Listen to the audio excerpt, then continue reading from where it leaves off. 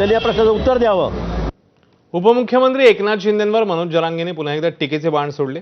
सलग दुसऱ्या दिवशी जरांगे शिंदेंसंदर्भात बोलले आहेत। शिंदेंची आम्ही प्रत्येक वेळी स्तुती केली, मात्र याचा अर्थ त्यांनी मराठ्यांचे मुडदे पाडावेत असा होत नाही असं जरांगेंचं म्हणणं आहे। आपण कोणाचेही मिंधे नाही, मविया असेल किंवा महायुती, आपण गरिबांसाठी लढतो असंही जरांगेंनी म्हटलं।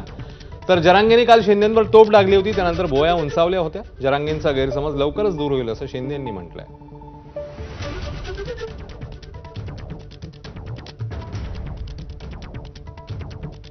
प्रत्येक वेळेस आम्ही एकनाथ शिंदे साहेबांची स्तुती केली, याचा अर्थ असा पण होत नाही की शिंदे साहेबांनी आमच्या पोरांचे मुडदे पाडावे। मी कोणाचा मिंदा नाहीये, महाविकास आघाडी असो नाही तर महायुती असो, माझ्या गरीब मराठा समाजासाठी मी लढतो। आणि तुम्ही ते प्रमाणपत्र रद्द केले तर मला मित्रत्वाची गरज नाहीये, मला समाज हित महत्वाचं आहे। काल मनोज जरांगे पाटील यांनी पत्रकार परिषद घेतली, ती पत्रकार परिषद तुम्ही बघितली असेल। गंभीर आरोप त्यांच्याकडनं केले गेले, तुमच्याबद्दल ते वारंवार चांगलं बोलताना यापूर्वी बघायला मिळायचे, मात्र तुम्ही डबल गेम करता, तुमचा पक्ष डबल गेम करतोय असं म्हणत पक्षावर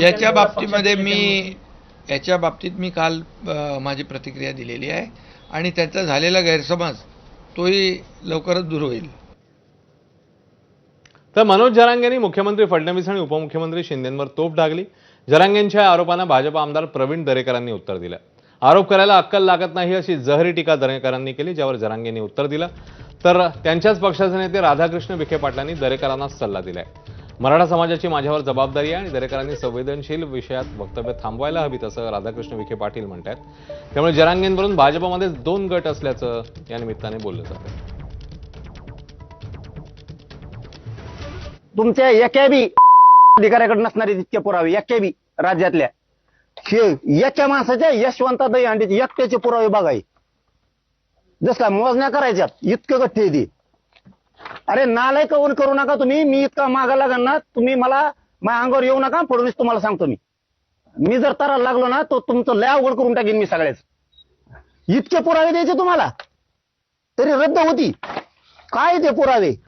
जरांगे पाटलांना माझी एवढीच विनंती, नेहमीच मी आवाहन करत आलेलो आहे की तुमच्या ज्या काही भावना आहेत त्या मराठा समाज आरक्षणाबद्दलच्या, त्याचा पूर्ण आदर सरकारने केलेला आहे। स्वतः माननीय मुख्यमंत्री देवेंद्र फडणवीस यासाठी सातत्यानं पुढाकार घेत आहेत।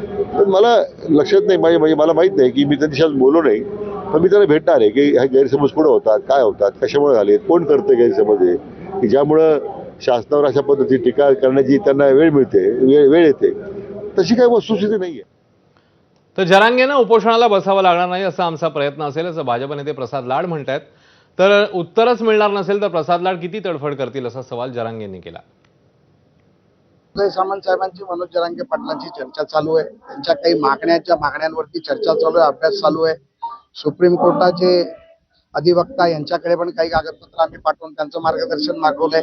मनोज दादा जरांगे पाटलांची माझी देखील दोनदा चर्चा झाली, वेळ पडली तर 11-12 तारखेला काही कागदपत्र घेऊन मी तिथे जाणार आहे आणि निश्चितपणे मनोज दादांना उपोषण करायला लागणार नाही याचा प्रयत्न आमचा असेल।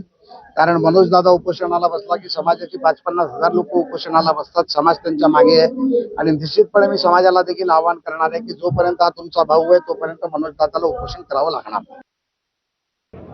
मी पण म्हणतोय व्हॅलिटी असल्याशिवाय बाकीचे कुठाने करू नका, शिक्षणात नोकऱ्यातच पाहिजे। मी पण म्हणतोय, मला या विषयावर बोलायचंच नव्हतं ना। 2 दिवस सलग मीडिया ट्रायल सुरू केली, जरांगे पाटलाचं आंदोलन धोक्यात, जरांगे पाटलांनी काढलेले प्रमाणपत्र धोक्यात आले, आमकंच झालं तमकंच झालं। मराठा तुम्ही गैरसमज पसरायला सुरुवात केली आणि एक दुही निर्माण करायचं, ही खूप मोठा डाव आणि कट होता। सध्या राज्याच्या राजकारणात एका भेटीची